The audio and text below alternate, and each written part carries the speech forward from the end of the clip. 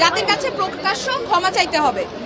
দ্বিতীয় দাবি, আইন শৃঙ্খলা রক্ষাকারী বাহিনী ও দলীয় এবং সন্ত্রাসী কর্তৃক ছাত্র নাগরিক হত্যার দায় নিয়ে স্বরাষ্ট্রমন্ত্রী আসাদুজ্জামান খান কামাল, সড়ক পরিবহন ও সেতু মন্ত্রী ওবায়দুল কাদের হবে।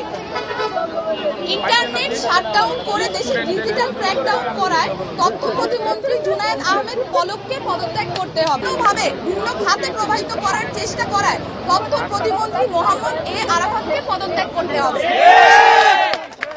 ঢাকা দাবি নাম্বার 3, ঢাকা সহ যত জায়গায় ছাত্র নাগরিক শহীদ হয়েছে সেখানকার ডিআইজি, পুলিশ কমিশনার ও পুলিশ সুপারদের চাকরি থেকে বরখাস্ত করতে হবে।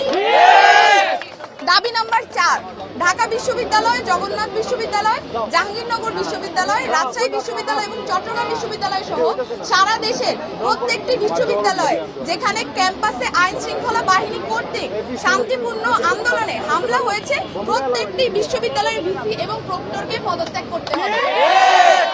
দাবি নাম্বার, নৃশংস হামলা পরিচালনা করেছে এবং যে সকল নির্বাহী ম্যাজিস্ট্রেট, পুলিশ ও সেনা কর্মকর্তাদেরকে নিরস্ত্র ছাত্র নাগরিকদের উপর গুলি করার নির্দেশ দিয়েছে তাদেরকে আটক করে হত্যা মামলা দায়ের করতে হবে ও দ্রুততম সময়ের মধ্যে গ্রেফতার করতে হবে।